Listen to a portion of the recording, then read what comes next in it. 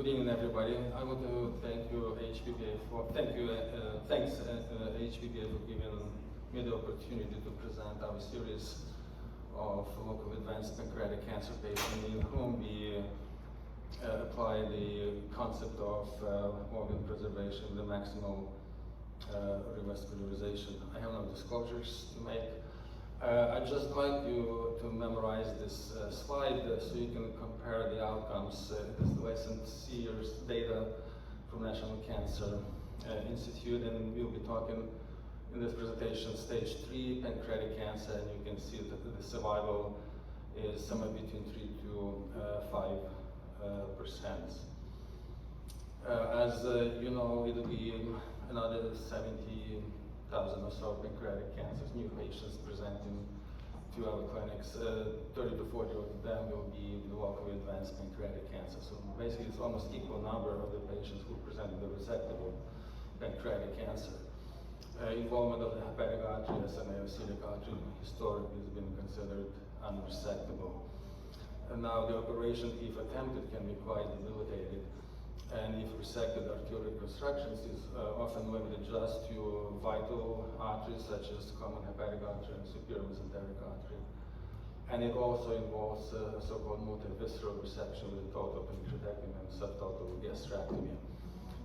So in this retrospective series, we look at our patients in whom we applied principles of organ preservation and the maximal revascularization, and that pertains to splenic artery, left gastric artery, or lower hepatic arteries, in addition to main hepatic artery or superior mesenteric artery. This is our patient characteristics. It's again a retrospective cohort from December 22 to February 26. It's a sequential series between two institutions, USC and Georgetown. Again, it's 55 patients, stage 3 pancreatic cancer, median age is 64. And I want to point out that our range was 43 to 87, and our elderly population was 36% of the whole group. As far as the type of pancreatectomy, level was 31, distal 11, total pancreatectomy 13, and arterial involvements, hepatic artery 5, celiac 23, SMA 22, and combined celiac and SMA 5 patients.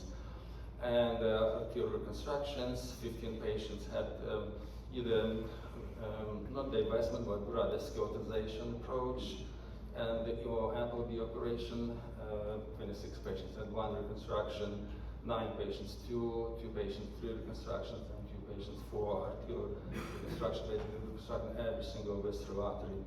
43 out of 55 also required concomitant vascular resection. And again, keep in mind that 3 to 5% overall survival of 5 years stage 2 cancer. This is our cohort survival from the diagnosis and from the operation and the disease-free survival. So 5-year survival basically is tripled or more than tripled, and it's 16 from the diagnosis and 14% from the operation.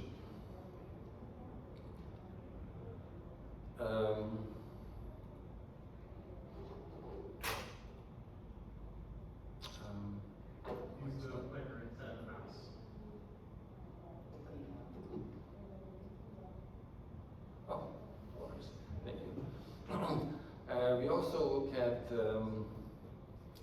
whether type of pancreatectomy plays a role in the survival of the patients, and we look at our series with a distal pancreatectomy versus Whipple versus total pancreatectomy, and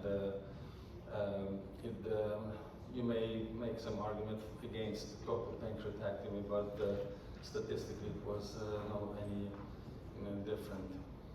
We also looked at survival by the number of the arterial reconstructions, and the same whether it was no artery, just resection without reconstruction, or one artery reconstruction, more than one artery, so it did not impact, had no impact on the survival.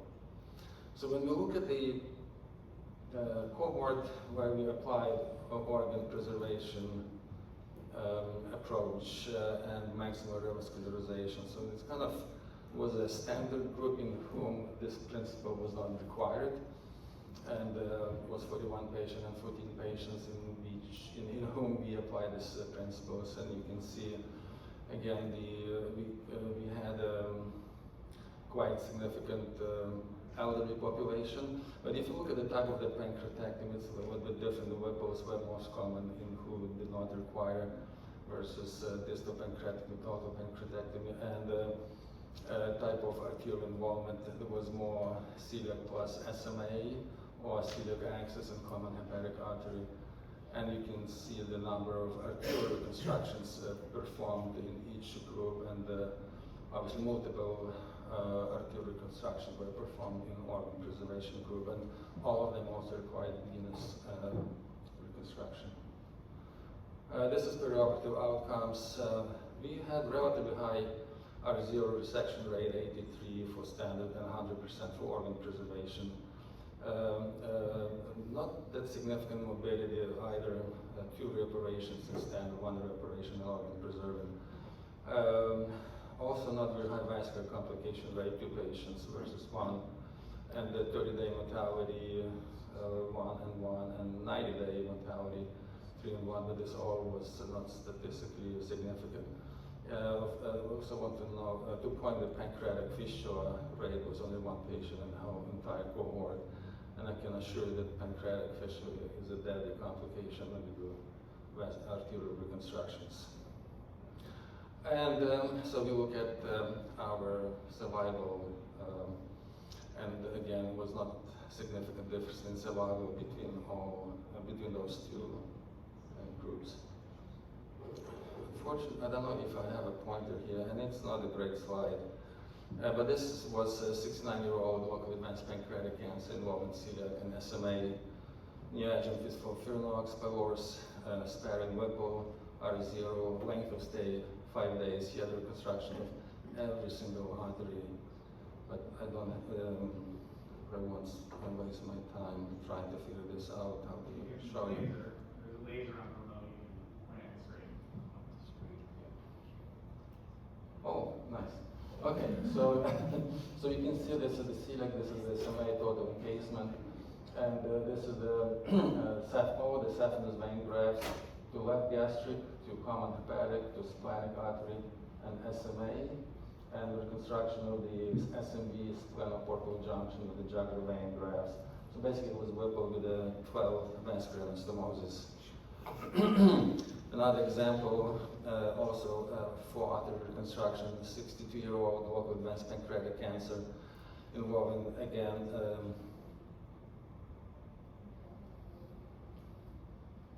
celiac artery and SMA. She had a total pancreatectomy based on oncological principles, but she required also a reconstruction of the left hepatic artery and the right hepatic artery with the saphenous vein grafts. We didn't get good backflow bleeding, therefore we reconstructed both arteries. This is the left gastric artery, SMV splenic vein graft, and this is the SMA graft, and this is the end-to-end anastomosis between the SMV and portal vein. And the last example, it's that patient, first patient actually died disease-free 7 months from aplastic anemia. The other patient, just as I showed you, she died, she survived more than 5 years. Her disease-free survival was 47 months. She died of systemic recurrence. And this patient,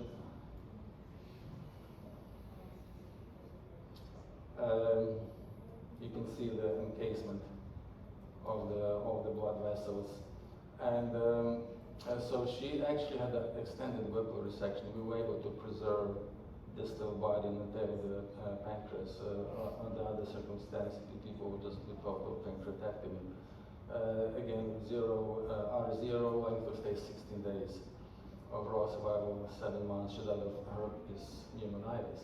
But she had all the variety of revascularization techniques. In one case, this was the aortic saphenous vein graft to the common hepatic artery, splenic artery end-to-end anastomosis to the aorta, kind of stenotonization of the left gastric artery. We ran out of the graft. This is interposition graft. We ran out of the graft for the splenic vein, so we did a splenorenal shunt. And so we just one case. But what I'd like to say in conclusion, so the pancreatic resection with arterial resection and complex reconstructions is feasible and should be considered, obviously, in experienced centers. And the organ preservation, revascularization, allow maintenance of perfusion of organs, avoiding unnecessary organ sacrifice. And it compares well with standard resections. And we do think that preservation of pancreas, stomach, or whatever may improve long-term metabolic and nutritional outcomes. And definitely this finding support continued evaluation of the strategy within standardized multimodal treatment protocols. Thank you.